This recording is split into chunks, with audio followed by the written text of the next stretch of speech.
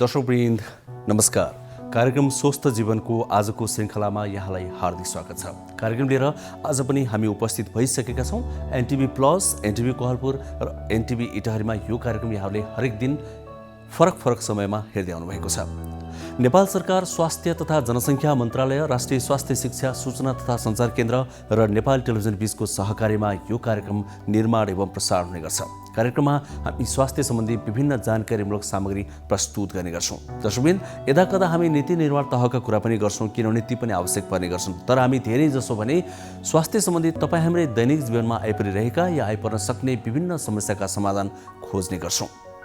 दर्शकवृन्द, corona भाइरसको यो महामारीको समयमा त्यसको आवश्यकता झन् धेरै महसुस भएको छ। त्यसैले पनि यो कार्यक्रममा हामीले कोरोना भाइरससँग सम्बन्धित विषयहरू अनि खोपसँग सम्बन्धित विषयलाई प्राथमिकताका साथ प्रस्तुत गर्ने गरेका छौँ। हजुर, आज पनि कार्यक्रममा हामीसँग निकै महत्त्वपूर्ण जानकारी समेटेका सामग्री रहेका छन्। ती के छन् त? आउनुहोस् एकैछिन जानकारी लिउँ।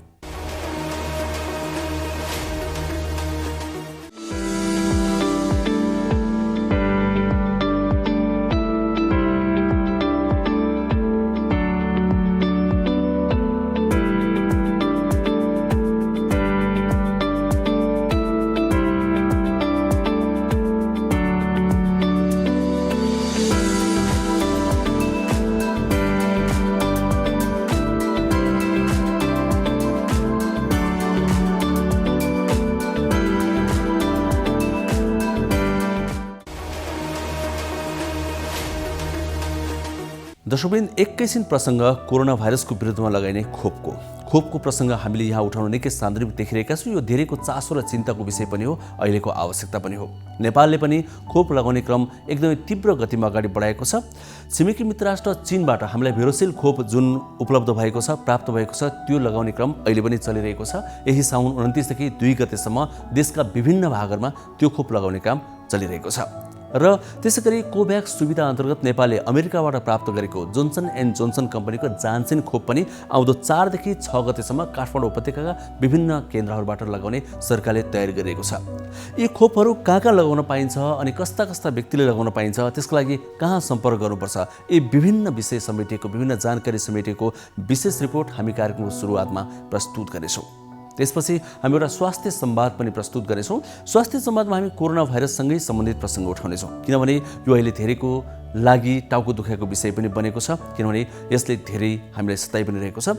कोरोना भाइरसको विषयमा हामीले धेरै जानकारी त दिइरहेका छौँ, तीभन्दा केही फरक, जस्तै बस्ने कसरी ती कुराहरू त छँदैछन्।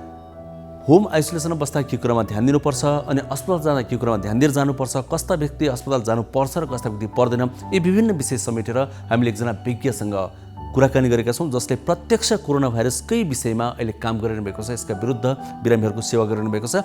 ती स्वास्थ्यकर्मीसँग हामीले गरेको संवाद पनि आज हामी प्रस्तुत गर्नेछौँ आजको अर्को सेगमेन्ट स्वास्थ्य संवादमा। त्यसैगरी हामीले प्रस्तुत गर्ने गरेका छोटा सामाजिक सन्देशहरू पनि आज निरन्तर गर्नेछौँ, किनभने ती फरक विषयका फरक विज्ञहरूले सुझाव दिएका आधारमा तयार पारेका छौँ, ती निकै महत्त्वपूर्ण रहने गर्छन्। अनि हामीले कार्यक्रमको अन्तिममा प्रायः जस्तो एउटा सेगमेन्ट प्रस्तुत गर्ने गरेका छौँ, मेरो जीवनशैली, अर्थात् हामीले स्वस्थ रहन, निरोगी रहन हाम्रो जीवनशैली के कस्तो हुनुपर्छ, त्यसलाई आज पनि निरन्तरता दिनेछौँ। एकजना विज्ञले हामीलाई केही सुझावहरू प्रदान गर्नुभएको छ। यसरी यो 1 घण्टाको समयमा हामी विभिन्न जानकारीमूलक सामग्री प्रस्तुत गर्नेछौँ। सुरुवातमा भने कोरोना भाइरसको विरुद्धमा लगाइराखिएको खोपको विषयमा हामीले तयार पारेको सबैले जान्नै पर्ने कुराहरू समेटेको यो रिपोर्ट एकैछिन हेरौँ।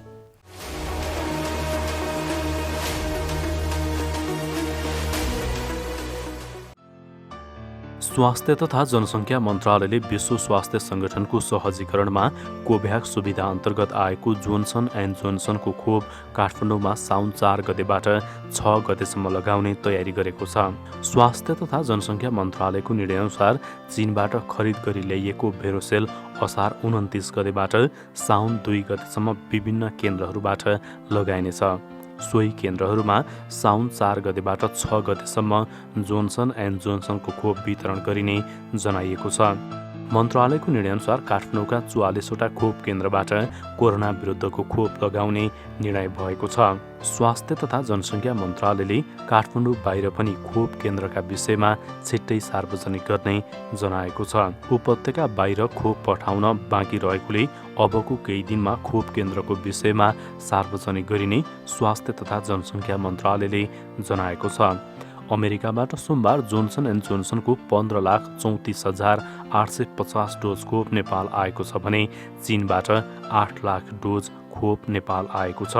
थप खोपहरू चीनबाट नेपाल आउने क्रम जारी रहेको मन्त्रालयले जनाएको छ। 1 डोज मात्र लगाए पुग्ने जोन्सन एन्ड जोन्सनको खोप 50 देखि 54 वर्ष उमेर समूहकालाई लगाइनेछ। खोप पूर्ण र अति अशक्त अपाङ्गता भएका नागरिकहरू, नेपालमा बसोबास गरिरहेका शरणार्थीहरू र यसअघि खोप लगाउन छुटेका स्वास्थ्य संस्थामा कार्यरत स्वास्थ्यकर्मी र सरसफाइ कर्मीहरूलाई समेत खोप दिने निर्णय भएको छ। भेरोसेल 55 वर्ष वा सोभन्दा माथि उमेर समूहका नागरिकहरूलाई दिइनेछ। विश्वविद्यालय र विद्यालयका प्राध्यापक, शिक्षक र कर्मचारी, सार्वजनिक यातायातमा कार्यरत चालक र सहचालक र खोप अनिवार्य गरेका देशमा जाने नेपाली नागरिकहरूलाई खोप प्रदान गरिनेछ।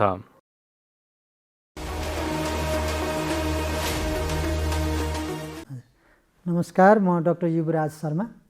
म फिजिसियन, पेट तथा कलेजो विशेषज्ञ, पाटन स्वास्थ्य विज्ञान प्रतिष्ठानमा म कार्यरत छु। अब स्वस्थ हुनको लागि सबैभन्दा महत्त्वपूर्ण पक्ष मैले भन्ने गर्छु, 1 नम्बर जीवनशैली नै हो, खानपिन, रहनसहन। अब खानपिनमा चाहिने स्वस्थ खाना, ब्यालेन्स डाइट र समय मिलाएर खाने र ताजा खानेकुराहरू ब्यालेन्समा, जस्तै भन्नुपर्दाखेरि नेपाली खानाहरूमा दाल, भात, तरकारी, साग, सब्जी, फलफुल, गेडागुडी, अन्डा, अनि गएर कहिलेकाहीँ माछा मासुहरू संलग्न भइहाल्छ, दुध दहीहरू यही खानालाई चाहिँ नि ठिक्क मात्रामा व्यवस्थित भएर व्यवस्थित तरिकाले सफा ताजाको रूपमा खानु भनेर मैले जहिले पनि सल्लाह दिने गर्छु। यो नै सत्य कुरा हो। सबैले यो अवलम्बन गरियो भनेदेखि धेरै हदसम्म हामी नराम्रो रोगहरूबाट बच्न सक्छौँ। भने अर्को कुरा चाहिँ नि एक्सर्साइज। खानासँग अर्को जोडिनु भन्ने कुरा हो पानी। पानी चाहिँ नि दिनमा पर्याप्त मात्रामा खानुपर्छ। मैले 24 घण्टामा 3 देखि 4 लिटर पानी 24 घण्टाको अन्तरालमा स्वस्थ पानी, सफा पानी पिउने बानी गर्नुपर्छ। र पानी पिउँदाखेरि एकैचोटि मात्रै पिउने होइन, समय समयमा थोरै थोरै मात्रामा पिउने बानी गर्नुपर्छ। दोस्रो कुरा चाहिँ नि अब आयो एक्सर्साइज। एक्सर्साइजमा चाहिँ नि बिहान उठेर आफ्नो लागि हिँड्ने, योगा एक्सर्साइजहरू गर्ने, अनि अब कहिले सक्नेहरूले जगिङ गर्ने र नसक्नेहरूले बिस्तारमा बसेरै भए पनि अथवा पलेटी कसेर बसेर भए पनि योगा एक्सर्साइजहरू गर्ने र त्यो करिब 40 मिनट बिहान प्रत्येक दिन रेगुलर रूपमा गरियो भने त्यो निकै हदसम्म स्वस्थ रहनलाई मद्दत पुर्याउँछ।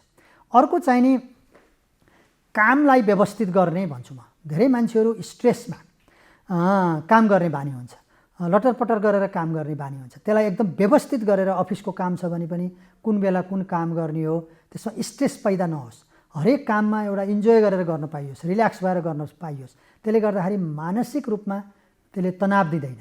मानसिक रूपमा तनाव नदिएपछि के हुन्छ भने त्यो कामको प्रभावकारिता बढ्छ। त्यसैले हरेक कामलाई व्यवस्थित गरेर सेड्युल बनाएर काम गर्ने गर्नुपर्छ। र अर्को कुरा चाहिँ नि गर्न नहुने चिजहरू, जस्तै अब मादक पदार्थ सेवन गर्ने, धुम्रपानहरू, यसलाई चाहिँ नि भरसक जति सक्यो भने यसलाई गर्दै नगर्ने।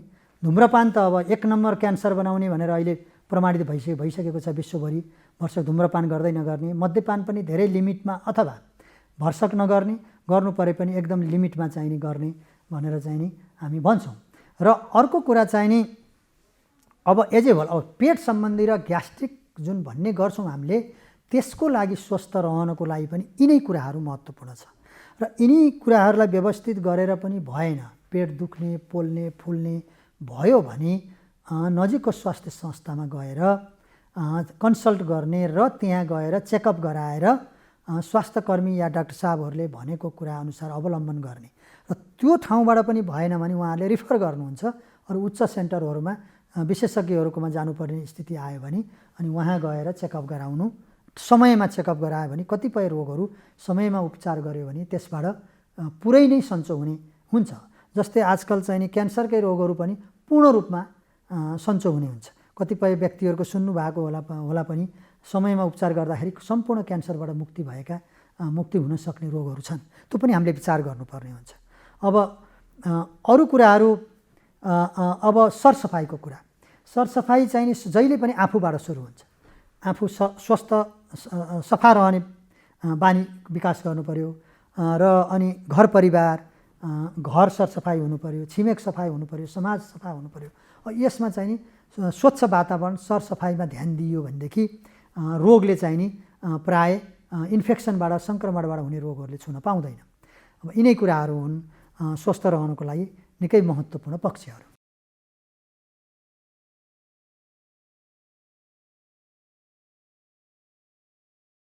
अहिले यो फारम भर्नेको सङ्ख्या चाहिँ कमसेकम पनि 13 लाखभन्दा माथि छ अहिलेको अवस्थामा। र यसको मुख्य भरिनुको मुख्य उद्देश्य भनेको नेपालभरिमा यो चाहिँ खोप लगाउन इच्छुक व्यक्तिहरू को छन् त, कतिजना छन् र उहाँहरूले चाहिँ कुन कुन ठाउँमा गएर खोप लगाउने इच्छुक हुनुहुन्छ भनेर एउटा स्वैच्छिक यो आवेदन चाहिँ भर्न लगाइएको हो। यसको वेबसाइट खोल्ने बित्तिकै vaccine.musp.gov.np मा जाने बित्तिकै तपाईँलाई यो चाहिँ वेबसाइट ओपन हुन्छ। ओपन हुने बित्तिकै त्यहाँ हामीले फ्रन्ट लाइनमै लेखिदिएको छ यो फारम किन भर्ने भनेर।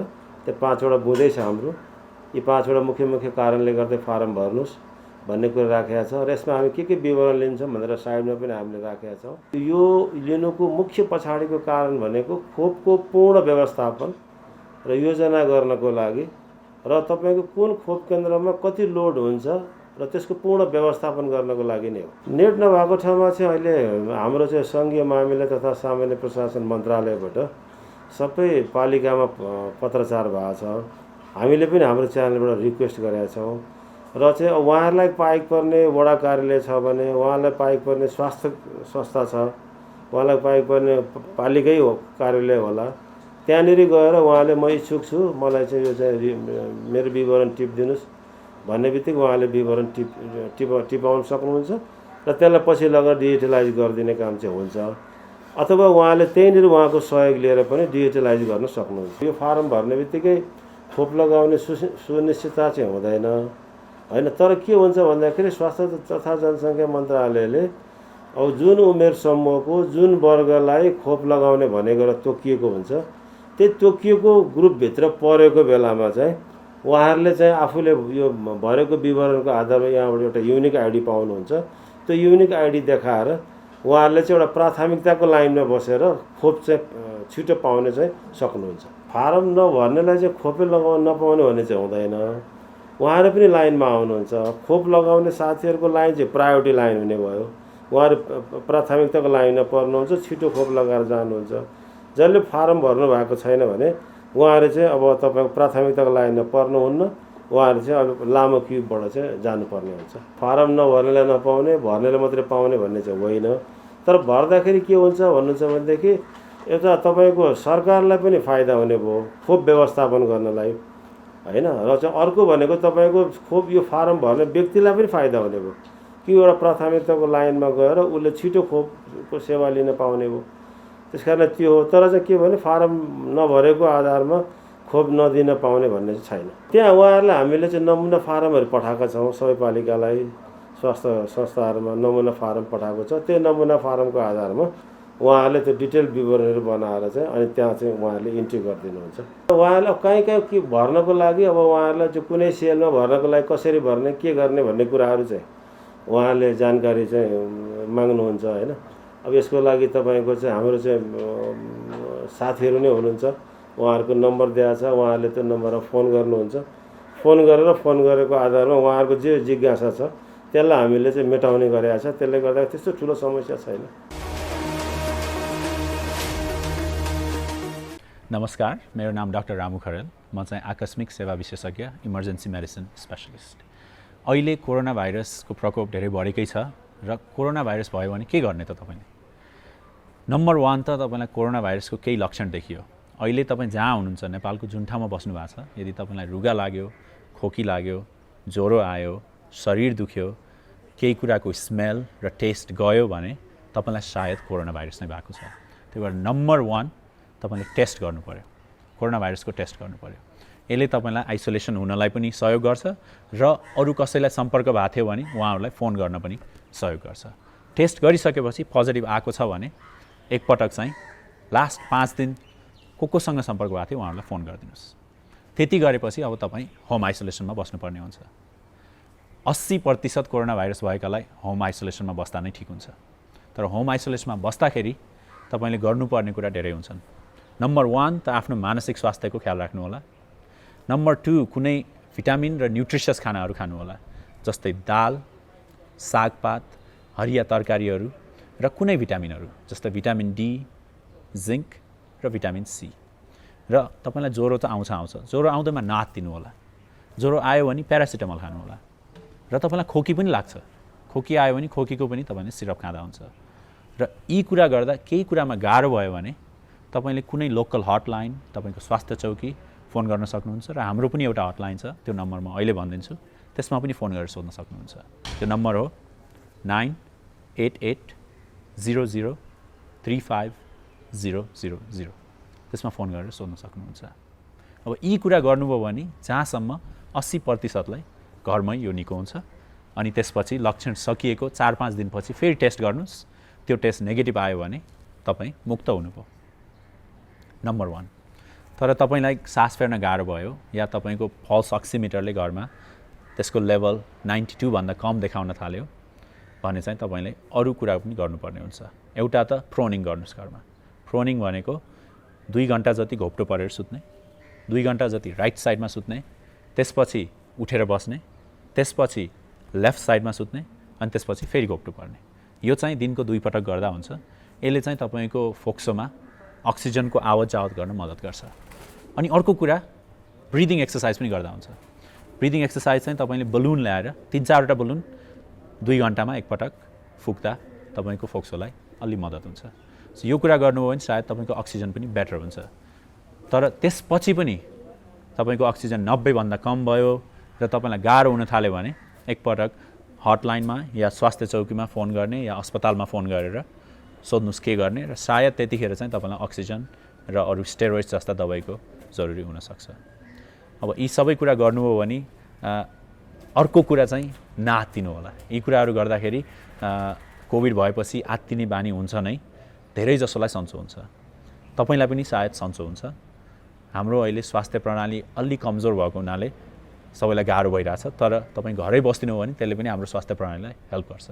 अनि घरमा बस्दाखेरि कसैलाई सङ्क्रमण भएको छ, घरमा 2जना सदस्यलाई सङ्क्रमण भएको छ भने तपाईँहरूसँग एउटै कोठामा बस्दा हुन्छ। तर सङ्क्रमण नभएकोसँग चाहिँ टाढै बस्नुपर्छ। घरमा सायद एउटै कोठा तपाईँको लागि मात्र उपलब्ध छ भने, एउटै बाथरुम उपलब्ध छ भने, एउटा झ्यालहरू भएको कोठामा तपाईँहरू त्यसरी बस्नुभयो भने तपाईँलाई पनि सजिलो हुन्छ र अरू घरका मान्छेलाई पनि त्यसबाट टाढा बस्न सजिलो हुन्छ। अनि घरका मान्छेसँग नजिक आउनु पऱ्यो भने एउटा त 2 मिटरको दूरी राख्ने, अनि डबल मास्क गर्ने, 2जनाले नै डबल मास्क गर्ने। त्यसपछि हात चाहिँ एकदम फ्रिक्वेन्ट मात्रामा धुने। त्यो गर्नुभयो भने यसबाट तपाईँले अरूलाई सार्ने पनि चान्सेस कमै हुन्छ। तर घरका मान्छेले पनि एकपटक टेस्टिङ चाहिँ गराउनु पर्ने हुन्छ। अनि अब यो महामारी सकिने एकदम अन्तिम उपाय खोप नै हो। यदि खोप आएको छ, तपाईँको पालो आएको छ भने प्लिज नहिचकिचाइकन खोप लाउनुहोस्। यो खोपहरू सुरक्षित नै छन्, अनुसन्धान भएर नै आएका हुन् र धेरै जसो देशहरूमा प्रयोग पनि भइसकेका छन्। र हाम्रो महामारीको लागि अन्तिम गर्न यसलाई र हाम्रो महामारीलाई सक्याउने एउटा उपाय भनेको खोप नै हो। झाडापखाला रोग जुनसुकै उमेरका मानिसलाई जहिले पनि लाग्न सक्छ। तर विशेष गरी गर्मी तथा वर्षाको मौसममा झाडापखाला बढी मात्रामा फैलन्छ र कहिलेकाहीँ महामारीको रूप पनि लिन्छ। झाडापखाला रोग लाग्न र महामारी हुन नदिन खानेपानी भकभकी उमालेर वा फिल्टर गरेर वा क्लोरिन प्रयोग गरेर वा सोडिस विधिद्वारा निर्मलीकरण गरी शुद्ध र सुरक्षित पानी मात्र पिउने गरौँ। पानी राख्ने भाँडा सफा राख्ने र पिउने पानीलाई सधैँ छोपेर राख्ने गरौँ। खानेपानीको स्रोत वा मुहान सधैँ सफा राखौँ। खाना बनाउनु अघि, खानु अघि र खुवाउनु अघि दिसा पिसाब गरेपछि, बच्चाको दिसा सफा गरेपछि र फोहोर वस्तु छोएपछि सधैँ साबुन पानीले मिची हात धुने गरौँ। फोहोर, बासी, सडे गलेको, झिङ्गा भन्केको र खुला रूपमा राखिएका खानेकुराहरू नखाऊ। काँचै खाइने खानेकुराहरू र फलफुल सफा पानीले राम्ररी पखालेर मात्र खाऊ। घुङ्गी, गङ्गटा, माछा, मासु जस्ता खानेकुरा खाँदा ताजा र राम्ररी पकाएर मात्र खाऊ। सबैले चर्पीमा मात्र दिसा पिसाब गर्ने र बच्चाको दिसा पिसाब पनि चर्पीमा नै लगी फाल्ने गरौँ। घर, आँगन र चर्पी सधैँ सफा राखौँ। घर र गोठको फोहोरलाई उचित तरिकाले विसर्जन गरौँ। यदि कसैलाई झाडापखाला लागिहालेमा शरीरबाट झाडा पखालाको रूपमा जति पानी खेर गएको छ त्यति नै अनुपातमा पुनर्जलीय झोल बनाएर खाने र खुवाउने। बच्चालाई झाडा पखाला लाग्दा पुनर्जलीय झोलसँगै जिंक चक्के दिनको एकपटक 10 दिनसम्म नबिराई खुवाउने। स्तनपान गरिरहेको बच्चालाई झाडा पखाला लागेमा पटक पटक स्तनपान गराइरहने। झाडा पखाला हुँदा भातको माड, दालको रस, गेडागुडी वा तरकारीको रस प्रशस्त मात्रामा खाने र खुवाउने। साबिकमा जस्तै खानेकुरा खाने र खुवाउने। घरेलु उपचारबाट झाडा पखाला नरोकिएमा बिरामीलाई तुरुन्त नजिकको स्वास्थ्य संस्थामा लगी उपचार गराउँ।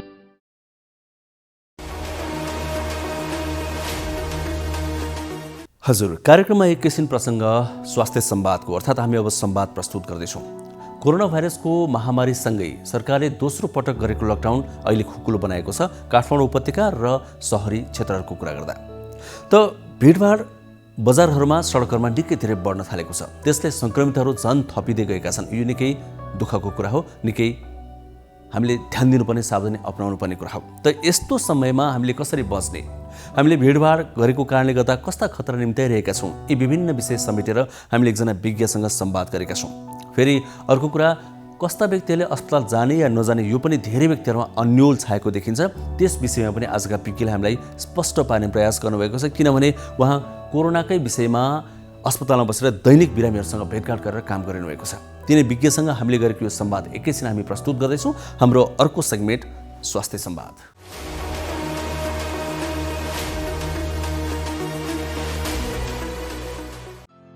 कोभिड-19 को खतरा अझै टरेको छैन। यद्यपि अस्पतालमा भर्ना हुन पर्ने गम्भीर अवस्था, मृत्यु दरमा भने पछिल्लो समय केही कमी देखिएको छ। कोभिडको जोखिम कायम रहँदै पनि सावधानीपूर्वक दैनिक जीवन सुरु गर्ने आह्वानका साथ सरकारले निषेधाज्ञा खुकुलो बनाएको छ। निषेधाज्ञा खुकुलो भएसँगै बजारमा चहल पहल वात्तै बढेको छ। सडकमा सवारी साधनको चाप र मानिसको भिडभाड छ। सरकारले जनस्वास्थ्यको मापदण्ड पालना गर्न आग्रह गर्दै आइरहेको छ, तर बढ्दो भिडभाड र चहल पहल हेर्दा मानिसहरू बेपरवाह देखिन्छन्। अहिलेको कोरोना सङ्क्रमण अझै सङ्क्रामक रहेको र मानिसहरूले फेरि जनस्वास्थ्यको मापदण्ड व्यवस्था गर्न थालेकोले आगामी दिनमा सङ्क्रमण बढ्ने खतरा देखिएको विज्ञहरूको भनाइ छ। अत्यावश्यक काममा मात्रै घर बाहिर निस्कने, मास्क लगाउने, भौतिक दूरी कायम गर्ने, साबुन पानीले हात धुने लगायत जनस्वास्थ्यका मापदण्ड पालना गर्नुपर्नेमा जनस्वास्थ्यविदहरूले जोड दिएका छन्। सङ्क्रमणको बढ्दो खतरा र नियन्त्रणका उपायबारे हामीले फिजिसियन डाक्टर परशुराम घिमिरेसँग संवाद गरेका छौँ। अहिले सम्पूर्ण संसार नै एउटै कुराको सायद महामारीको चाहिँ विरुद्धमा लागेर त्यसकैलाई जित्नको लागि लागिरहेको छ। त्यसको कुरा गर्नुपर्दाखेरि सबभन्दा पहिले त कोभिड जुन न्युमोनिया कोभिड-19 जुन 2019बाट सुरु भएको र त्योभन्दा पछाडिका समयमा समयगत रूपमा जुन चाहिँ हाम्रो चाहिँ कन्ट्रीको हिसाब गर्नुहुन्छ भनेदेखि चाहिँ हामी चाहिँ सिजनल रोगहरू जुन चाहिँ अरू कुराहरू पनि भन्छौँ, त्यसकै किसिमका रोगहरू एउटा त कोभिड-19 भइहाल्यो। त्यसैपछि अन्य रोगहरू चाहिँ अहिले जुन झाडा पखालादेखि लिएर अन्य जुन ज्वरो आउने रोगहरू जुनमा चाहिँ हामी अहिले इन्फेक्सस डिजिजहरू भन्न सक्छौँ। त्यसमा चाहिँ डेङ्गुका कुराहरू छन्, त्यसै गरी स्क्रब टाइफसका कुराहरू छन्, त्यसै गरी अहिले अन्य रोगहरूमा जुन लेप्टोस्पाइरोसिस भन्छौँ त्यस्ता किसिमका रोगहरू छन्। त्यसै गरी टाइफोइड र झाडा पखाला जन्य रोगहरू चाहिँ अहिले यो सिजनमा सबभन्दा बढी हामीले देखिरहेका छौँ।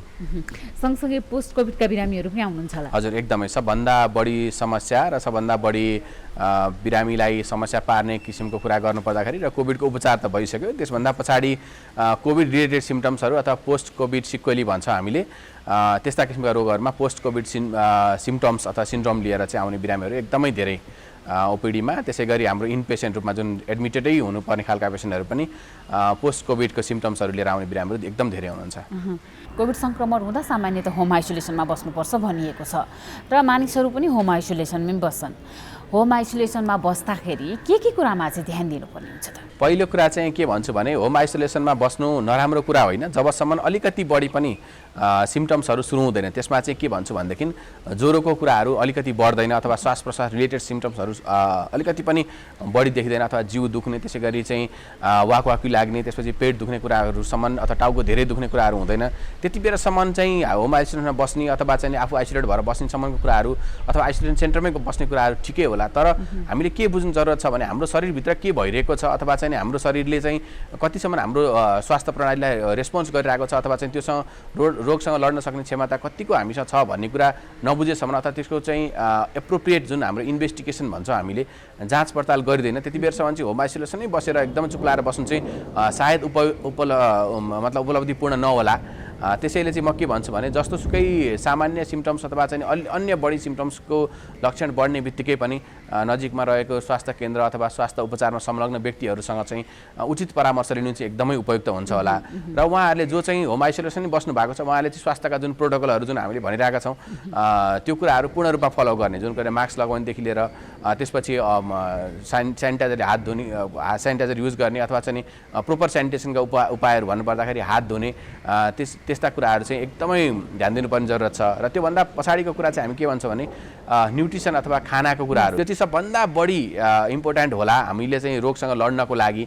त्यस्ता किसिमका कुराहरूलाई जसमा चाहिँ खानेकुराहरू एकदम प्रोपर ब्यालेन्स डाइट भन्छौँ, त्यसमा चाहिँ सबभन्दा बढी हामीले देखेको सायद कोभिडको सिम्टम्समा त कोभिड हुँदाखेरि चाहिँ हामीलाई चाहिँ प्रोटिनका कुराहरू एकदम कम देखिने गर्छन्। ल्याब हामीले जाँच गरेर रगतमा जाँच गरेर हेऱ्यौँ भने हाम्रो प्रोटिनसँग सम्बन्धित कुराहरू एकदम कम भएको देखिन्छ। र त्यति बेला चाहिँ प्रोटिन भएका कुराहरू खाद्य वस्तुहरू खानको लागि हामी एकदमै धेरै उहाँहरूलाई आग्रह गर्न सक्छौँ। र त्यसमा चाहिँ अब हाम्रो कल्चरले पनि त्यस्तै त्यही भन्नुपर्दाखेरि सबभन्दा बढी चाहिँ हामी सबभन्दा बढी प्रोटिन भएको कुरा चाहिँ अन्डा भन्छौँ। यदि अन्डा खानुहुन्छ उहाँहरूले भनेदेखि चाहिँ अन्डा भएको कुराहरू खान सकिन्छ। यसमा चाहिँ प्रोटिनको कुरा गर्दा प्लान्ट प्रोटिन र चाहिँ एनिमल प्रोटिन भन्ने हुनुहुन्छ। र एनिमल प्रोटिनको कुरा गर्दाखेरि सबभन्दा बढी अन्डामा सबै किसिमको प्रोटिन पाइन्छ। र अन्डाको पनि स्पेसली सेतो भाग, उहाँहरूले 2-3टासम्म अन्डाको सेतो भाग दिनै पछि खानुहुन्छ भने यो रोगसँग लड्न पनि एकदमै हेल्प गर्छ यसले र मानिसलाई स्वस्थ रहन पनि हेल्प गर्छ। त्यसै गरी हाम्रो चाहिँ के संस्कार छ भने ज्वरो आयो भनेदेखि माछा मासु त्यसपछि अन्डा यस्ता कुराहरू चाहिँ नखाने भन्ने कुरा छ। त्यो चाहिँ हामीले कहिल्यै भनेकै छैनौँ।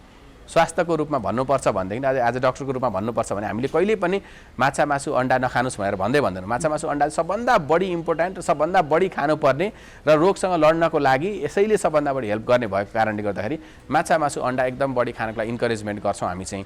त्यसै गरी अब कसैले चाहिँ माछा मासु अन्डा खान्न म चाहिँ के गर्ने भन्नुहुन्छ भने त्यसै गरी प्लान्ट प्रोटिन पनि त पाइन्छ नि, अथवा अन्य कुराहरूबाट पाइने प्रोटिन पनि पाइन्छ।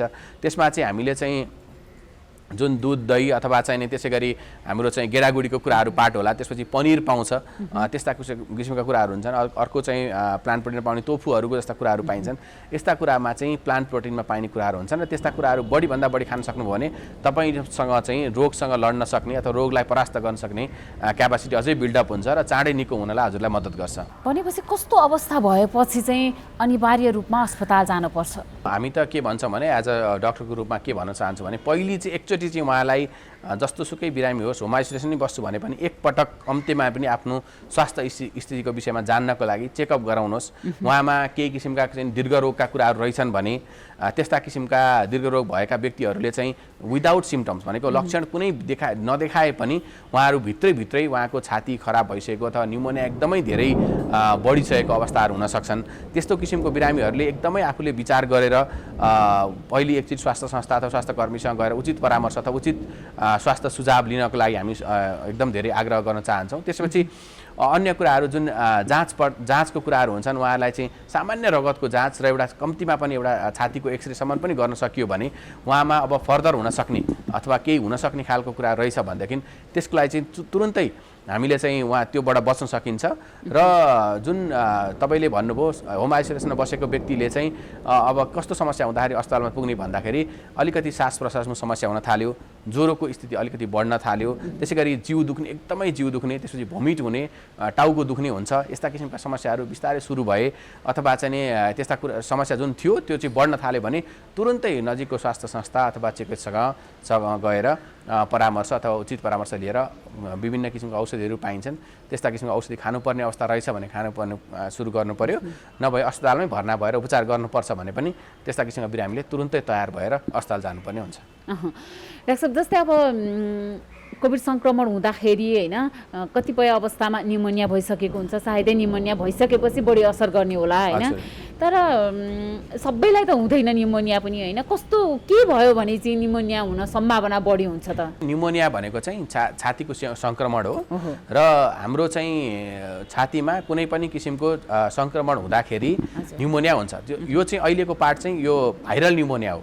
यो भाइरल निमोनियाको यस्तै किसिमको फिचर आउँछ अथवा यस्तै हुन्छ भनेर भन्न सकिन्छ। तर पनि हामीले सामान्य रूपमा एउटा छातीको एक्सरे गरेर हेर्दाखेरि त्यहाँ चाहिँ जुन छातीमा चाहिँ छातीको एरिया आउँदाखेरि सबै ठाउँमा कालो किसिमको आउँछ र यसमा चाहिँ व्हाइट विदाउट बोन भएको ठाउँमा चाहिँ व्हाइटिस जुन चाहिँ कन्सोलिडेसन भन्छौँ हामीले त्यस्तो किसिमको देखिन्छ। र यसमा चाहिँ हामीले जेनरली देखेको चाहिँ यो भाइरल निमोनिया भएको कारणले दुवै साइडमा, छातीको एक साइडमा मात्रै पनि हुनसक्छ, दुवै साइडमा हामीले चाहिँ कन्सोलिडेसन निमोनिया भएको हामीले देख्न सक्छौँ र त्यतिले नै हामीलाई प्रुभ गर्छ कि हामीमा निमोनियाको अथवा चाहिँ निमोनिया सुरु भइसकेको अथवा कति छ भनेर चाहिँ देख्नलाई त्यही एउटा सामान्य छातीको एक्सरे नै हाम्रो लागि काफी हुन्छ। उहाँलाई जुन लक्षण चाहिँ बढ्दै गयो अथवा चाहिँ लक्षण अझै छ अथवा लक्षण ठिक भएन भनेदेखि चाहिँ फेरि हामीले त्यो निमोनिया बढ्यो कि घट्यो भनेर फेरि रिपिट पहिले त चेस्ट एक्सरे गर्नु पऱ्यो, त्यसपछि अरू अन्य रगतका जुन जाँचहरू छन् त्यस्ता किसिमको जाँचहरू गर्नु पऱ्यो र उहाँहरूलाई चाहिँ जसरी भए पनि अब कोही नजिकको कोही हुनुहुन्छ भनेदेखि उहाँहरूले अस्पताल लगेर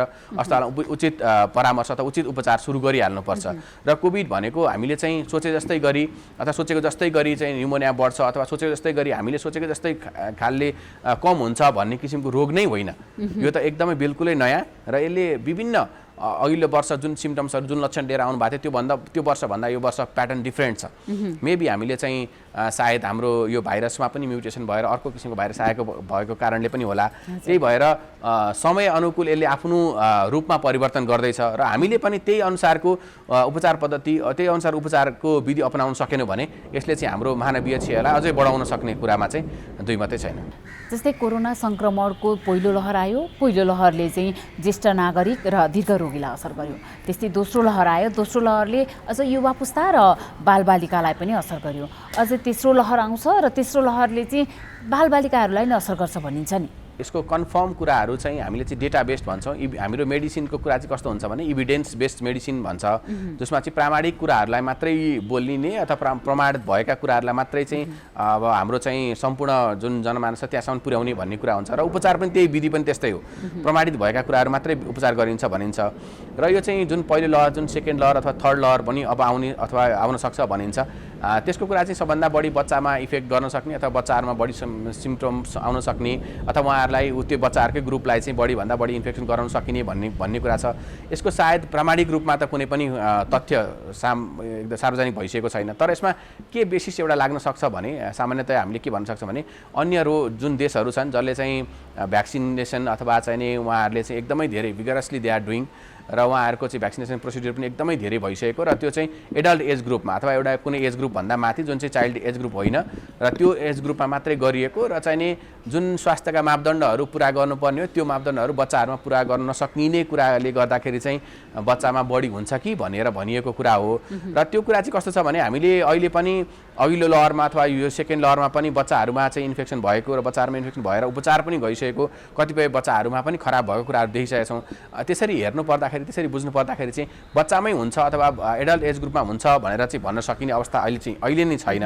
तर हामीले सामान्य रूपमा त्यही जुन भ्याक्सिनेसनका कुराहरू र चाहिँ स्वास्थ्यका मापदण्डहरू बच्चा बच्चीहरूमा चाहिँ पूर्ण रूपमा लागू गर्न नसकिने कुराहरूले गर्दाखेरि चाहिँ उहाँहरूमा अलिक बढी हुनसक्छ कि भन्ने एउटा प्रिडिक्सनको कुराहरू मात्रै कुराहरू हुन्। र त्यसलाई चाहिँ यदि त्यस्तो हो अथवा त्यस्तो हुँदैछ भनेदेखि त्यही किसिमका हामीले चाहिँ सावधानी त्यही किसिमका उपचार पद्धति पनि सुरु गर्नुपर्ने जरुरत हुन्छ। जस्तै अहिलेको समयमा पोस्ट कोभिडका बिरामीहरू चाहिँ कतिको आउनुहुन्छ त अस्पतालमा? वास्तवमा अहिले सबभन्दा जटिल समस्या सायद पोस्ट कोभिडकै होला र सबभन्दा बढी सिम्टम्स लिएर अथवा सबभन्दा बढी सामान्य रूपमा भन्नुपर्दाखेरि सबभन्दा बढी समस्या लिएर आउने पोस्ट कोभिडका बिरामी अथवा पोस्ट कोभिड सिक्वेली भन्छ हामीले अथवा कोभिड रिलेटेड सिम्टम्स सिक्वेली भन्छौँ। त्यस्ता किसिमका बिरामी नै धेरैभन्दा धेरै हुनुहुन्छ र अब अस्पतालमा उपचाररत बिरामी पनि त्यस्तै हुनुहुन्छ। उहाँहरूमा चाहिँ कस्तो छ भने कतिपय बिरामीहरू हामीले थाहा पाउँदै अथवा नपाउँदै पनि उहाँहरू कुनै किसिमका दीर्घ रोगीहरू हुनुहुन्छ भने जस्तो चाहिँ डायबिटिज अथवा चाहिँ नि त्यो डायबिटिज चाहिँ कस्तो हुन्छ भने उहाँहरूमा रोगसँग लड्न सक्ने क्यापासिटी एकदमै घटेको अवस्था हुन्छ। त्यस्तै किसिमले हाइपरटेन्सन अथवा प्रेसरका बिरामीहरू हुन सक्नुहुन्छ। त्यसै गरी पहिले टिबी भइसकेका अथवा अहिले पनि टिबी लागिरहेको बिरामीहरू हुन सक्नुहोला।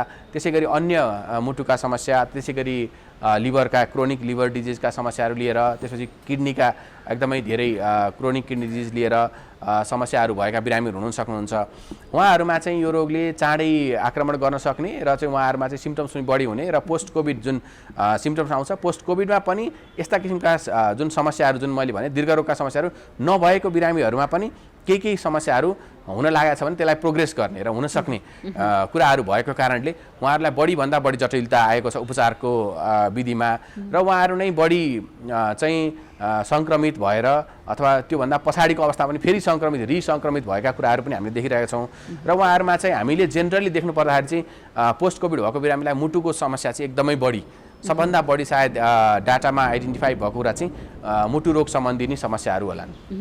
भनेपछि मुटु रोग पहिला नभएको तर कोभिड भइसकेपछि नयाँ मुटुको रोग समस्याहरू सुरु भएको हामीले त्यो चाहिँ देखिरहेका छौँ। पोस्ट कोभिडका लक्षणहरू चाहिँ कस्ता देखिन्छन् त? पुरानो दीर्घ रोग छ, उहाँमा डायबिटिज छ भनेदेखि डायबिटिज भएको बिरामीमा चाहिँ सायद उहाँहरूले सिम्पटम्स लक्षण नदेखाउन पनि सक्नुहुन्छ। जस्तो कि उहाँहरूलाई मुटुको कुनै सामान्य समस्या सुरु भयो तर पनि उहाँहरूले कुनै पनि किसिमको समस्याहरू अथवा लक्षणहरू देखाउनु भएन, त्यस्ता किसिमको बिरामीहरू पनि हुनुहुन्छ। र उपचार गर्दै पनि मेरो चाहिँ छाती अलिकति दुख्न थाल्यो अथवा मेरो छातीको दुखाइ चाहिँ अन्ततिर सर्न थाल्यो अथवा चाहिँ नि मलाई चाहिँ छातीको मुटुको गति चाहिँ बढी भएको जस्तो फिल भइरहेछ भन्ने किसिमका बिरामीहरूले चाहिँ लक्षण लिएर आउने। त्यसै गरी उहाँहरूमा चाहिँ पिसाबहरू कम भएको कुराहरू, त्यसपछि किडनीको कुराहरू पार्ट होला। त्यसै गरी चाहिँ उहाँहरूमा अन्य जुन जन्डिसजन्य रोगहरू त्यस्ता किसिमका पार्टहरू चाहिँ बढी भयो अथवा चाहिँ मलाई चाहिँ गाह्रो भयो, त्यो थकान बढी हुन थाल्यो भनेर त्यस्ता किसिमका समस्या लिएर आउने बिरामीहरू बढी हुनुहुन्छ। पोस्ट कोभिडले कस्तो प्रकारको असर गर्ने गरेको छ बिरामीहरूमा?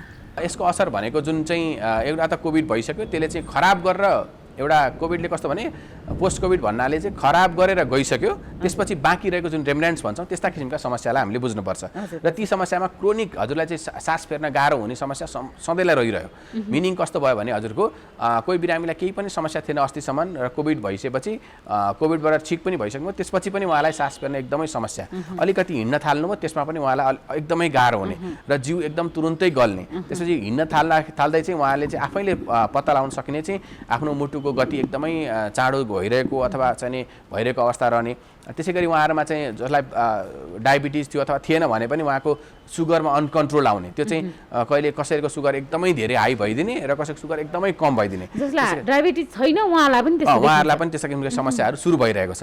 त्यसपछि अर्को कुरा चाहिँ हजुरको चाहिँ यही मुटुकै चालका कुराहरू जुन छन् त्यो चाहिँ एकदमै गडबडी आइरहेछ र त्यस्ता किसिमका कुराहरूले नि पेसेन्टमा चाहिँ सबभन्दा बढी कम्प्लिकेसन ल्याइरहेको छ। पोस्ट कोभिडका जटिलताहरू चाहिँ कस्तो देखिएका छन् त? हामीले भन्नुपर्दाखेरि सायद लाइफ थ्रेटनिङ नै भनेको मतलब जीवन नै खराब गर्न सक्ने, समाप्त पार्न सक्ने कुराहरूसम्म पनि छन्। त्यही भएर चाहिँ तुरुन्तै उहाँहरूलाई यस्ता किसिमका समस्याहरू छन्। अझ भन्छु मैले, डायबिटिज भएको बिरामीहरू हुनुहुन्छ भनेदेखि त तुरुन्तै स्वास्थ्य संस्थामा अथवा चिकित्सकमा उचित परामर्श लिएर उहाँलाई अरू केही औषधिहरू सुरु गर्न सकिन्छ, उहाँको अन्य कुनै इन्भेस्टिगेसनहरू पनि गर्न सकिन्छ भने त्यो किसिमका इन्भेस्टिगेसन कुराहरू गर्नको लागि एकदमै म उहाँहरूलाई अनुरोध गर्दछु। यो कोभिड नै पूर्ण रूपमा सन्चो नभइसकेर हो कि कोभिड सन्चो भइसकेकै हुन्छ र उहाँहरूलाई असर गरेको के छ? यसमा दुई किसिमको कुराहरू छन्। अब हामीले पनि डेटाबेसमा कुरा गर्ने हो।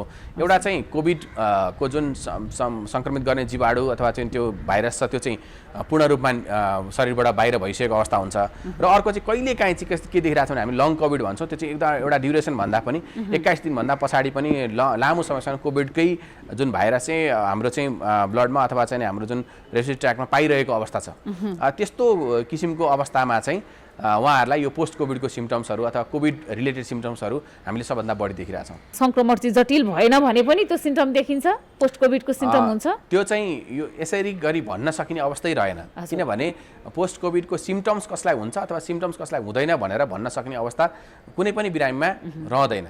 तर पनि सामान्य रूपमा जो दीर्घरोगी हुनुहुन्छ, अन्य कुनै समस्याहरू थियो, त्यस्ता किसिमका बिरामीहरूमा चाहिँ पोस्ट कोभिडको सिम्पटम्सहरू लक्षणहरू बढी हुने र जसलाई चाहिँ एकदमै न्यू र उहाँहरू रोगसँग लड्न सक्ने क्यापासिटी पनि बढी भएको र अलिकति किसिमको यङ एडल्ट हुनुहुन्छ भने उहाँहरूमा चाहिँ कम यस्ता किसिमका समस्याहरू कम देखिरहेको छ अहिले चाहिँ। र जुन सिम्टम्स भन्छौँ हामीले यसबाट प्रिभेन्सन गर्नको लागि के गर्ने भन्दाखेरि हामीले पहिलो कुरा त के छ भने हामीले उचित रूपमा पहिले स्वास्थ्यको जुन कुराहरू छन् स्वस्थ रहनु पर्ने गर्नुपर्ने कुराहरू त्यो कुराहरू गर्ने र टाइममै अस्पताल जाने र उहाँहरूमा चाहिँ अस्पताल बसेर उपचार पूर्ण रूपमा निको नभएसम्म अस्पतालबाट चाहिँ अब डिस्चार्ज नहुने अथवा चाहिँ पूर्ण रूपमा निको मसँग एकदमै ठिक छु भन्ने अवस्थासम्म नरहेसम्म चाहिँ उहाँहरू अस्पताल डिस्चार्ज नहुने र भएपछि पनि जब डिस्चार्ज हुनुहुन्छ र उहाँले नियमित फलोअप जुन फलोअप चेकअप गर्नुपर्ने हुन्छ त्यो नियमित रूपमा गर्नुपर्ने जरुरत रहन्छ र जसलाई सामान्य रूपमा पनि जहिले अलिकति थोरै हिँड्दा पनि थोरै पनि श्वास प्रश्वासको समस्या हुन थाल्यो अथवा चाहिँ मुटुको चालमा गति जुन मुटुको चालको परिवर्तन जुन आइरहेको जस्तो फिल भयो भने तुरुन्तै फेरि स्वास्थ्य संस्था अथवा चिकित्सकसँग गएर उहाँहरूले मलाई यस्तो यस्तो भइरहेको छ, मैले चाहिँ पहिले जति अथवा पहिले जस्तै गरी काम गर्न सकिरहेको अवस्था छैन अथवा चाहिँ मेरो यो कुरामा रिडक्सन आइरहेको छ अथवा यो काम मैले गर्न सकेको छु तर यो काम गर्न सकेको छुइनँ भनेर उहाँहरूले उचित परामर्श र उचित स्वास्थ्य सुझाव र उचित स्वास्थ्य उपचार विधि अवलम्बन गर्न अनुरोध गर्दछु। कोभिडका बिरामीहरूले कस्तो प्रकारको खानपान अनि जीवनशैली अपनाउनु पर्ला त? पहिलो कुरा त के छ भने हामी एकदमै हाम्रो जस्तो कन्ट्रीमा एकदम डाइभर्सिफाइड छ। हरेक कुराको रहनसहन, हरेक कुराको खानेकुराहरू पाइन्छ र यहाँ हामी कतिपय व्यक्तिहरू भेजिटेरियन पनि हुनुहुन्छ, कोही नन भेजिटेरियन पनि हुनुहुन्छ र उहाँहरूलाई चाहिँ यस्ता किसिमका समस्या जुन चाहिँ बिल्कुलै नयाँ किसिमको रोगहरू लाग्न थाल्यो अथवा चाहिँ यस्तो कोभिड रिलेटेड सिम्टम्स कोभिड हुन थाल्यो भनेदेखि चाहिँ उहाँहरूले म चाहिँ के भन्छु भने ब्यालेन्स डाइट कुराहरूलाई अवलम्बन गर्न अनुरोध गर्दछु र हाम्रो खानेकुरामा चाहिँ कस्तो छ भनेदेखि हामीले चाहिँ खायौँ भने एउटा मात्रै कुराहरू खाने कि सायद हामीले यो पहिले पनि त्यस्तै कुरा सिक्यौँ होला, त्यही कुरा अहिलेसम्म पनि त्यही फलोअप नै हुन्छ। जस्तो हिजो एउटा कुरा खाइएको छ, हिजो दाल भात खाइएको छ भने आज पनि दाल भात सधैँ त्यो 365 दिनसम्म नै त्यही कुरा नै चक्र नै चल्ने र बिहान बेलुका जति बेर पनि खाने र हाम्रो चाहिँ जीवनशैलीको कुराहरू गर्नुपर्दाखेरि अथवा खानुपर्ने कुराहरू गर्नुपर्दाखेरि के रहेछ भनेदेखि खाना चाहिँ हामीले एकदमै बिहानै उठेर जतिसक्दो चाँडो जतिसक्दो बढी खान सकिन्छ, जसलाई चाहिँ विदेशहरूमा ब्रेकफास्ट भन्छ, त्यो चाहिँ सबभन्दा बढी खानुपर्ने रहेछ। सबभन्दा बढी सकेसम्म बढी जति पनि सक्नुहुन्छ जे खानुहुन्छ खानुहोस् र हामीले खानेकुराहरू नराम्रो चाहिँ छैन। हामीले जुन दाल भात तरकारी अचार अथवा चाहिँ केही कुरा हुन्छ त्यसमा पनि राम्रो कुरा छ, त्यसमा अलिकति प्रोटिन रिलेटेड कुराहरू अलिकति एड गर्न सक्यो भने जसले चाहिँ रोगबाट लड्न सक्ने क्षमता वृद्धि गर्न सक्छ र प्रोटिनमा चाहिँ एनिमल प्रोटिन त्यसै गरी त्यसै गरी प्लान्ट प्रोटिनका कुराहरू हुन्छन्, त्यो कुरा चाहिँ एड गर्न सकियो भनेदेखि सबभन्दा राम्रो कुरा। त्यसमा चाहिँ माछा मासु अन्डाको कुराहरू आउँछ, त्यसै गरी प्लान्ट प्रोटिनका कुराहरू गर्छौँ भनेदेखि चाहिँ हामीले गेडागुडी त्यसै गरी दुध अथवा दहीमा भएका कुराहरू हुन सक्लान्, त्यसै गरी टोफु त्यसै गरी चाहिँ पनिरका कुराहरू होलान्। यस्ता कुराहरू चाहिँ हामीले अलिकति पनि एड गर्न सक्यौँ र यदि हामी सक्छौँ भने त क्यालोरी हिसाबै गरेर खान सक्छौँ भने त्यो चाहिँ एकदम बेटर हुन्छ। त्यो चाहिँ एउटा एडल्टलाई कति चाहिँ कुराहरू चाहिन्छ भनेर भन्न सकिन्छ, त्यो चाहिँ क्यालकुलेटै गर्न सकिन्छ। हामीले जेनरली 2200 देखि 2400 किलो क्यालोरी भयो भनेदेखि एक दिनलाई पुग्छ भनेर भनिन्छ र त्यसमा खानेकुरामा हामीले फलफुलहरू एड गर्न सक्यौँ भने दिनमा कमसेकम एउटा फलफुल त्यसै गरी 1 ग्लास अफ मिल्क भन्छ हामीले, त्यो कुराहरू एड गर्न सक्यौँ भनेदेखि त्यसले चाहिँ हामीलाई एकदमै स्वस्थ रहन र चाहिँ यस्ता किसिमका रोगहरूबाट लड्नको लागि अथवा हाम्रो प्रतिरक्षा प्रणाली जुन इम्युन सिस्टम भन्छौँ त्यसलाई चाहिँ बिल्डअप गर्नलाई एकदमै हेल्प गर्छ। भनेपछि डाक्टर साहब जस्तै अलिकति मैले कोभिडकै कुरा गरेँ होइन, यो यता भए अब आफू इम्युनिटी पावर बढाउन पनि भयो होइन र स्वस्थ रहनको लागि। जस्तै कोभिड सङ्क्रमणको समयमा नि यहाँहरूले अब फ्रन्टलाइनमै बसेर काम गर्नुभयो कोभिडको बिरामीहरूलाई होइन, कसरी यहाँ आफू सङ्क्रमित हुनुभयो कि भएन कोभिडका बिरामीहरूलाई उपचार गर्दाखेरि? अब हाम्रा धेरै साथीहरू चाहिँ सङ्क्रमित भएर अस्पतालमै उपचाररत अथवा चाहिँ आइसोलेटेड भएर पनि बस्नुभयो, तर by the grace of God अब मेबी म चाहिँ अहिलेसम्म ल्याब वाइज नै सङ्क्रमित चाहिँ भइसकेको छैन र यसको मिनिङ यो होइन कि म कहिले पनि सङ्क्रमित हुन्न अथवा चाहिँ मसँग चाहिँ सङ्क्रमणै हुन्न अथवा मलाई यो रोग लाग्दैन भन्न चाहिँ कहिले पनि सकिँदैन, किनभने यो बिल्कुलै नयाँ र सबैलाई सर्न सक्ने पर्सन टु पर्सन सर्न सक्ने रोग हो। त्यही भएर फ्रन्ट लाइनमा काम गर्दा पनि हामीले जति मेजरहरू अपनाउनु पर्ने हुन्, स्वास्थ्यका जुन मापदण्डहरू फलो गर्नुपर्ने त्यो सबै कुराहरू फलो गरियो, सायद त्यसकै फलस्वरूप सङ्क्रमित भइएन होला जस्तो लाग्छ र अन्य जुन साथीहरू जुन काम गरिरहनु भएको छ उहाँहरू पनि दिन रात नभनिकन खटिरहनु भएको छ, उहाँहरूले पनि काम गरिरहनु भएको छ र यो एकदमै जसलाई पनि सङ्क्रमित तुल्याउन सक्ने रोग भएको कारणले सङ्क्रमण जसलाई पनि हुनसक्छ र सङ्क्रमण भइसकेपछि पनि एकदमै धेरै आत्तिनु पर्ने र म सङ्क्रमित छुइनँ भनेर पनि एकदमै खुसीसाथ एकदमै भएर समाजमा चाहिँ बिना स्वास्थ्यका मापदण्ड पुरा नगरिकन हिँड्न अथवा त्यसरी चल्न चाहिँ म कहिले पनि भन्दिनँ। जहिले पनि यो रोगबाट सङ्क्रमित हुन सकिन्छ र सङ्क्रमित भइसकेको अवस्थामा पनि हामीले उचित स्वास्थ्य को जुन कुराहरू छन् त्यो कुराहरूलाई हामीले मेन्टेन गरेर हिँड्यौँ, मेन्टेन गरेर चल्यौँ भने यो रोगलाई परास्त गर्न सकिन्छ।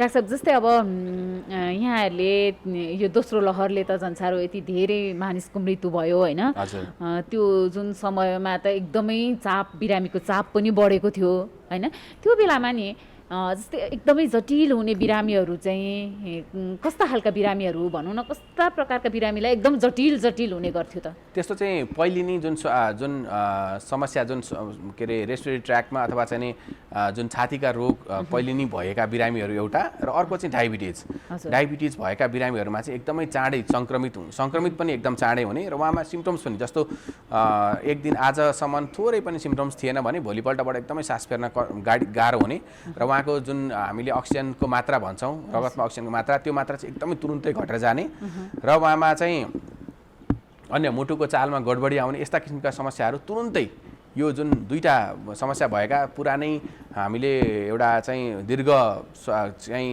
श्वासप्रश्वास सम्बन्धी रोग भएका र डायबिटिज भएका बिरामीमा सबभन्दा बढी पाएका र उहाँहरूलाई नै उहाँहरूकै सायद सबभन्दा बढी लाइफ थ्रेटनिङ अथवा चाहिँ जीवन क्षयको कुराहरू पनि उहाँहरूमै बढी हामीले पाएका थियौँ। यसपटक चाहिँ वृद्ध मात्रै होइन, यङ एडल्टहरूमा पनि एकदमै बढी सङ्क्रमित भएर उहाँहरूको पनि खराब भएको, उहाँहरूको पनि स्वास्थ्यमा एकदमै खराब भएर जीवनै क्षति भएको पनि हामीले एकदमै पाएका छौँ। यङ एडल्टहरूमा पनि यो वर्ष चाहिँ अघिल्लो वर्ष चाहिँ अलिकति फरक थियो, अघिल्लो वर्षको सिम्टम्स पनि पेसेन्टमा अलिकति फरक थियो। यस वर्ष अलिअलि नयाँ सिम्टम्स पनि सुरु भएको छ, जस्तो चाहिँ भोमिट हुने, त्यसै टाउको एकदम सिभियर टाउको दुख्ने, ज्वरो घट्दै नघट्ने किसिमका कुराहरू, यस्ता कुराहरू पनि छन्। कहिले यसपटक त यस्तो पनि पाइयो जसमा खोकी अथवा चाहिँ नि श्वास प्रश्वास सम्बन्धी समस्या सुरुमा छँदै छैन, तर पनि उहाँहरूलाई कोभिड भयो र सर्टेन डेज पछाडि 3-4 दिन पछाडि एकदमै श्वास प्रश्वासमा समस्या भएर उहाँहरूकै जीवन क्षति भएको हामीले यसपालिको जुन वेभ थियो, सेकेन्ड वेभ भनौँ, त्यसमा चाहिँ हामीले पाएका थियौँ। भनेपछि नि डाक्टर साहब, सामान्य अवस्थाका कोभिड सङ्क्रमितहरूलाई पनि एकदमै गाह्रो भएर जटिल हुने रहेछ होइन? हजुर। भनेपछि कोभिड सङ्क्रमण हुँदाखेरि होइन अलिकति व्यवस्था गर्ने, अब त झन् साह्रो यो दोस्रो लहर सक्यो भनौँ न, अलिकति धेरै नै कम हुन थालिसक्यो होइन, जसले गर्दा मानिसहरू फेरि पनि बाहिर मास्क लाउन छोडिसके कि होइन, अनि अलिक व्यवस्था गर्न सुरु भइसक्यो, भोजहरू पनि सुरु भइसक्यो होइन, के भन्न चाहनुहुन्छ? यो कोभिड पनि अघिल्लो वर्ष आयो, त्यसपछि यो वर्ष पनि आइरहेछ। अब यो सामान्य जस्तै यसले केही पनि गरेकै छैन जस्तो लाग्न सक्छ र जसको फ्यामिलीमा रियल्ली परेको छ भन्दाखेरि उहाँ सङ्क्रमित भएर जसको चाहिँ जीवन नै क्षति भएको छ अथवा चाहिँ नि उहाँहरूमा धेरैभन्दा धेरै अस्पतालमा उपचार गर्दा पनि एकदमै धेरै समयसम्म अस्पताल राख्नु परेको र उपचारमा क्रममा धेरै पैसा पनि खर्च भएको छ, उहाँहरूले सायद अलिकति बुझ्नु भएको छ होला, तर जसको फ्यामिलीमा परेको छैन, जसलाई आफैलाई परेको छैन, उहाँहरूले कहिले पनि यो कुरा बुझिदिनु भएन र बुझाउन पनि कठिन। जसले चाहिँ अब भनिन्छ नि बुझाउँदाखेरि पनि बुझ्न नखोज्ने किसिमको जुन मानसिकता हुन्छ, उहाँहरूलाई चाहिँ बुझाउनै नसक्ने कुराहरू हुन्छ। उहाँहरूले नै सायद अहिले पनि हजुरले भने जस्तै चाहिँ खुल्ला रूपमा मास्क नलाइकन अथवा चाहिँ स्वास्थ्यका जुन प्रोटोकलका कुराहरू छन्, हात नधुने, त्यसै गरी सेनिटेसनका कुराहरू छन्, त्यो कुराहरूलाई मेजरलाई अपनाउने गर्दै हुनुहुन्छ होला र गर्नु पनि भएको छ र तुरुन्तै खुल्ने भन्ने बित्तिकै हामीले जे पनि गर्न मिल्छ, अब सबै कुरा हाम्रो लागि ओपन भयो। हामी पहिले जस्तै छौँ, हामी नर्मल हौँ, हामीसँग चाहिँ क्यापासिटी एकदमै बढी छ, हामी एकदमै इम्युन छौँ, हामी अन्य देशका जुन जनताहरू छन् त्योभन्दा बढी छ, हामीसँग इम्युनिटी पावर छ भनेर हिँड्ने चल्ने फिर्ने गरेको चाहिँ हामीले सायद पाइरहेको छौँ। त्यो कुरालाई चाहिँ अब एउटा त हामीले जुन सरकारी रूपमा पनि एउटा चाहिँ अझै अवेरनेसका कुराहरू पनि होलान् र त्यसै गरी आफूले पनि होइन यस्तो कुरा होइन रहेछ, हामीलाई पनि यसले सङ्क्रमण गर्न सक्छ, हामीलाई पनि यसले चाहिँ हाम्रो धनजनको क्षति गराउन सक्छ भनेर बुझ्नुपर्ने सायद समय आइसकेको र समयले त्यस्तो समय आउँदा पनि हामीले नबुझेको हो कि जस्तो लाग्छ।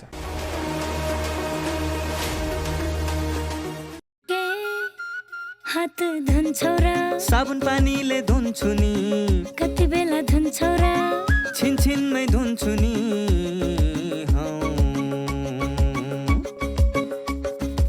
घरमा पस्दा अफिस पस्दा सधैँ धुन्छु हात कोरोनालाई यसै गरी भगाइदिन्छु म त घरमा पस्दा अफिस पस्दा सधैँ धुन्छु हात कोरोनालाई यसै गरी भगाइदिन्छु म त भान्सा छिर्नु अगाडि खाना खानु अगाडि जहाँ त्यही छोएपछि हातले छोपी खोकेपछि हात धुन्छौ र साबुन पानीले धुन्छु नि कति बेला धुन्छौ र छिनछिनमै धुन्छु नि कोरोनाबाट बच्ने 3 उपायहरू व्यक्ति व्यक्ति बीच 2 मिटर टाढा बस्ने घरबाट बाहिर निस्कँदा मास्क लगाउने र बेला बेलामा साबुन पानीले मिच्ची 20 सेकेन्डसम्म हात धुने कोरोनाबाट आफू पनि बचाउँ र अरूलाई पनि बचाउँ म्युकोरमाइकोसिस यानि सबैले बुझ्ने भाषामा ब्ल्याक फङ्गस अथवा कालो ढुसी यो एक किसिमको चाहिँ अपर्चुनिटिक फङ्गल इन्फेक्सन यानि अवसरवादी ढुसीको सङ्क्रमण हो। यो चाहिँ कस्तो छ भने हजुरको अवसरवादी किन भनेको भने जब हाम्रो कुनै पनि मान्छेको रोग प्रतिरोधात्मक क्षमता कम हुन्छ तब यो सङ्क्रमण हुन्छ। यो चाहिँ कस्तो छ भने यो नयाँ रोग चाहिँ होइन तर अहिले चाहिँ यो कोभिड-19सँग चाहिँ जोडेर आएको हुनाले चाहिँ यो नयाँ लागेको हो तर यो कोभिड-19 लागेको पनि नयाँ रोग चाहिँ होइन र यो कोभिड-19 जस्तो कन्टेजियस यानि सरुवा रोग चाहिँ होइन। यो कस्तो मान्छेहरूलाई विशेष गरी हुन्छ भने जसको चाहिँ शरीरमा रोग प्रतिरोधात्मक क्षमता कम भएको जस्तै सुगरका बिरामीहरू वा सुगरबाट कम्प्लिकेसन भएका डायबिटिक किटोएसिडोसिस भन्छ त्यस्ता बिरामीहरू वा अब क्यान्सरका उपचार पाइरहेका बिरामीहरू वा विभिन्न रगतका क्यान्सरहरूको बिरामीहरू अर्ग्यान ट्रान्सप्लान्ट गरेका बिरामीहरू यावत बिरामीहरूलाई चाहिँ यो सङ्क्रमण हुनसक्छ। अब यसबाट चाहिँ बच्न हामी के गर्न सक्छौँ भने चाहिँ अब हामीले अब मास्क प्रयोग गर्दाखेरि चाहिँ ध्यान दिने जस्तै अब 4 मास्क यानि अब ओसिलो मास्कहरू नलाउने त्यस्तै अब पर्सनल हाइजिन यानि हाम्रो हातहरू चाहिँ बेला बेलामा साबुन पानीले धोइराख्ने सेनिटाइजरले हात सफा गर्ने त्यस्तै अब एकदमै भेन्टिलेसन राम्रो भएको रुममा बस्ने त्यस्तै अब धुलो भएको अथवा ओसिलो ठाउँहरूमा नजाने हैन यी कुराहरूमा हामीले ध्यान दिँदामा चाहिँ यसबाट चाहिँ अलिकति भयो भने हामी यो सङ्क्रमणबाट चाहिँ बच्न सक्छौँ। अब यो सङ्क्रमण हुँदाखेरि चाहिँ विभिन्न लक्षणहरू आउन सक्छ। यसो सुरुको लक्षणहरूमा जस्तै नाक बन्द हुने वा अथवा नाकबाट बाक्लो सिकेन आउने वा मुखहरूमा दुखाइहरू हुने अथवा अब आँखामा समस्याहरू आउन थाल्यो भने चाहिँ सुरुकै समस्यामा आउँदाखेरि चाहिँ उपचार गर्ने विधि सजिलो हुन्छ र पछि लेट स्टेजमा जस्तै आँखामा सङ्क्रमण भइसक्दाखेरि जस्तै आँखा धमिलो देख्ने वा एउटालाई दुईटा देख्ने वा पुरै नदेख्ने जस्तै अब दिमागमा फैलेपछि अब धेरै टाउको दुख्ने वा अब बरबराउने वा अथवा पुरै प्यारालाइसिस भएर पनि बिरामीहरू आउन सक्छ। यो विभिन्न लक्षणहरू आउँदाखेरि चाहिँ अब यो एडभान्स स्टेजमा आउँदाखेरि चाहिँ उपचार गर्न अलिकति गाह्रो र आउटकम पनि कम राम्रो नहुने हुनाले चाहिँ जति सक्दो बिरामी चाहिँ चाँडो आयो भने राम्रो र यसको विभिन्न उपचार विधिहरू छन् जस्तै अब हामी मेडिकल म्यानेजमेन्ट यानि औषधिद्वारा एम्पुटेसन बीबाट हामी यसको उपचार गर्छौँ र त्यस्तै कुनै बिरामीहरूलाई चाहिँ अपरेसन गर्नुपर्ने पनि हुनसक्छ र यो कुहिएको चिजहरू सर्जिकल डिप्राइभमेन्ट यानि यो निकालेर पनि हामी यसको उपचार गर्छौँ र यसै समयमा राम्रोसित उपचार गऱ्यो भने चाहिँ अब हामीले धेरै मान्छेको ज्यान चाहिँ जोगाउन सक्छौँ। यद्यपि यसको मोर्टालिटी रेट यानि मृत्युदर धेरै हाई छ त्यही पनि समयमा आएमा लक्षण सुरुमै देखाएमा र शङ्कास्पद भएमा चाहिँ चिकित्सकको राय लिएर समयमा उपचार गऱ्यो भने चाहिँ धेरैभन्दा धेरै बिरामीलाई चाहिँ हामीले फाइदा दिन सक्छौँ।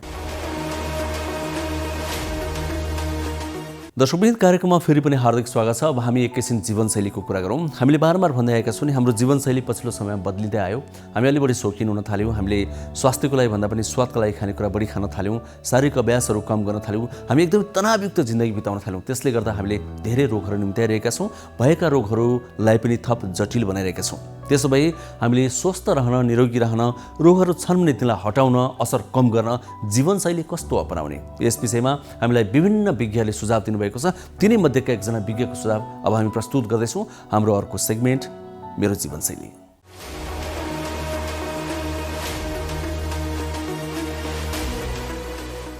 नमस्कार, म डाक्टर रुचि श्रेष्ठ। म बनेपाको रेउकाई इकोमासुनागा आई हस्पिटलमा विगत 4 वर्षदेखि काम गर्दै आइरहेको छु।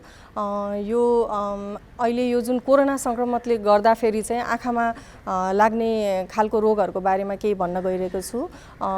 कोरोना भाइरसले गर्दाखेरि चाहिँ आँखामा आँखा पाक्ने, आँखाको नानीमा इन्फेक्सन हुने खालका रोगहरू पनि आइरहेको छ र यो आँखाको आँसुबाट पनि सर्न सक्ने हुनाले गर्दाखेरि हामीले चाहिँ आँखा नाक मुखमा छुनु हुँदैन र बेला बेलामा साबुन पानीले हात चाहिँ धोइरहनु पर्ने हुन्छ। हामीले डिस्टेन्स मेन्टेन गर्ने, एउटै खालको मास्कहरू रिपिटेडली नलाउने, यो जुन अहिले ब्ल्याक फङ्गस भन्ने आएको छ यसको लागि मेन भनेकै हामीले चाहिँ यो मास्क चाहिँ रिपिटेडली लाउने पनि एउटा एकदमै प्रमुख कारण हो। त्यही भएर हामीले मास्क चाहिँ बेला बेलामा फेर्ने गर्नुपर्दछ।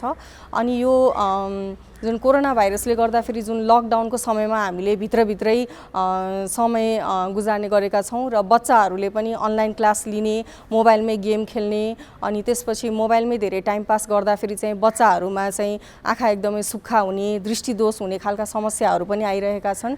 त्यसको लागि चाहिँ हामी प्यारेन्ट्सहरू चाहिँ एकदमै सतर्क हुनुपर्दछ र बच्चाहरूलाई धेरै ग्याजेटहरूमा हेर्न दिनु हुँदैन। उहाँहरूलाई चाहिँ इन्डोर एक्टिभिटिजहरूमा पनि दिने, जस्तो हामीले ड्रइङहरू गर्न सक्छौँ, पेन्टिङहरू गर्न सक्छौँ, इन्डोर गेमहरू जस्तो क्यारम बोर्डहरू, लुडोहरू यस्तो खेल्न सक्छौँ हामीले। अनि बच्चालाई चाहिँ केही पनि आँखामा केही समस्या परेमा चाहिँ हामीले टाइममै अस्पताल ल्याउनु पर्ने हुन्छ र हामीले 3 महिनादेखि 6 महिनाको अन्तरालमा चाहिँ आँखा टाइममा चेक गरिरह्यौँ भने चाहिँ हामीले कुनै पनि आँखामा हुने समस्याहरूबाट चाहिँ हामीले टाइममै बचाउन सक्दैछौँ।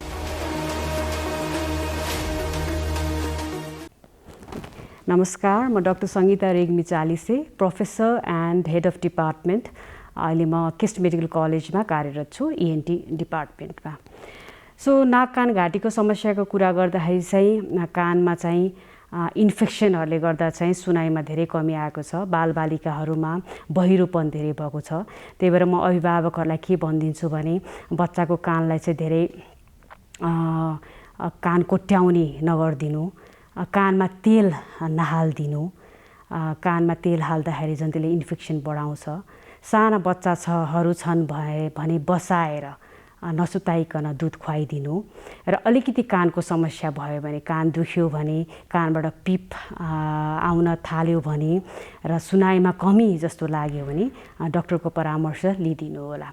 त्यस्तै नाकको कुरा गर्दाखेरि चाहिँ हामीहरूको बानी चाहिँ नाक चाहिँ एकदम सिसी गर्ने, नाक सफा गर्छु भन्ने सिसी गर्ने बानी हुन्छ। त्यही भएर नाक धेरै सिसी गर्यो भने कानको जालीमा असर गर्न सक्छ त्यसले पनि।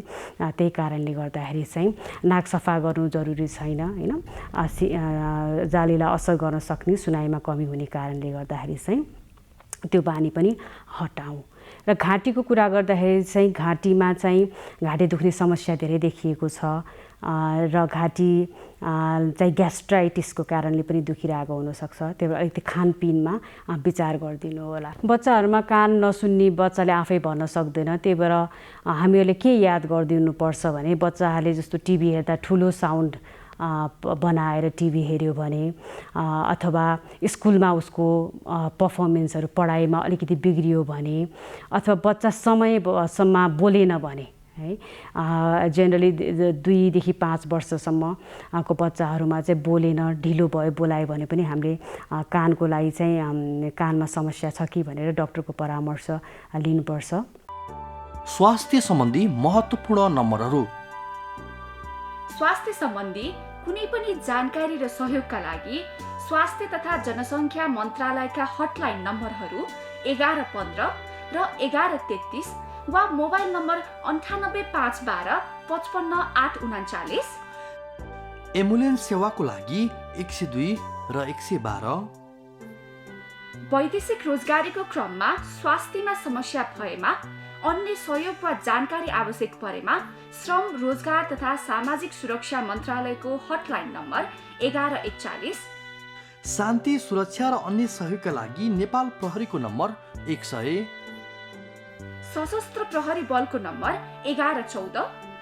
रगत आवश्यक परेमा ब्लड बैंकको नम्बर 01 42 25 344। हजुर, समय सकिन आँट्यो। हामीले आजलाई अब बिदा माग्नुपर्छ। भोलि आजकै समयमा आउँछौँ। NTV plus, NTV Kohalpur, NTV इटहरीमा दैनिक रूपमा हामी यो कार्यक्रम लिएर आउने गर्छौँ फरक फरक समयमा। यो बाहेक हामीले विभिन्न सामाजिक सञ्जालहरूमा पनि यो कार्यक्रमलाई प्रस्तुत गर्ने गरेका छौँ। जस्तै युट्युबमा यहाँले हेर्न सक्नुहुन्छ, नेपाल टेलिभिजनको मोबाइल एप्समा हेर्न सक्नुहुन्छ, वेबसाइटमा पनि हेर्न सक्नुहुन्छ। नेपाल टेलिभिजनकै आधिकारिक फेसबुक पेजमा यो कार्यक्रम हामी हरेक दिन साँझ 5 देखि 6 बजेसम्म लाइभ नै प्रस्तुत गर्ने गर्छौँ। यहाँले हेर्न र सेयर गर्न पनि सक्नुहुन्छ। आफूलाई अनुकूल मिलेको समयमा हेर्न पाइन्छ। सामाजिक सञ्जालको फाइदा यही नै हो। कार्यक्रम कस्तो लाग्दैछ सल्लाह प्रतिक्रिया सुझाव पठाउन नबिर्सनुहोला, ती हाम्रा मार्गदर्शक हुन्। अर्को कुरा दर्शकवृन्द, स्वास्थ्य सम्बन्धी कुनै जिज्ञासा या प्रश्न छ भने पनि हामीलाई पठाउनुहोला, तिनलाई पनि हामी सम्बोधन गर्नेछौँ, तिनको पनि उत्तर खोज्नेछौँ यहाँ। त्यसका लागि यहाँले टेलिफोन गर्न सक्नुहुन्छ, हामी डाइरेक्ट नै टेलिफोन उठाउँछौँ। एसएमएस गर्न पनि सक्नुहुन्छ या यहाँले भाइबर पनि गर्न सक्नुहुन्छ त्यही नम्बरमा। इमेल गर्दा पनि हुन्छ। हामीले यी ठेगानाहरू स्क्रिनमा देखाइरहेका छौँ। हामी भोलि फेरि आउँछौँ। आजकै समयमा बारम्बार भनिरहेका छौँ, आजलाई छुट्टिन्छौँ। स्वास्थ्यमा हेलचेक्राइ नगरौँ। खोप आइसक्यो, आउँदैछ, हाम्रो पनि एक दिन पालो आउँछ। त्यसैले गर्दा त्यो खोप नलगाउन्जेल र कोरोना भाइरस नहटुन्जेल सावधानी अपनाऊ। सावधानी सबैभन्दा राम्रो उपाय हो यतिखेरको लागि। आफू पनि बचौँ, अरूलाई पनि बचाउँ। यही आग्रहसँगै आजलाई छुट्टिन्छौँ। भोलि भेटौँला। हस्त, नमस्ते।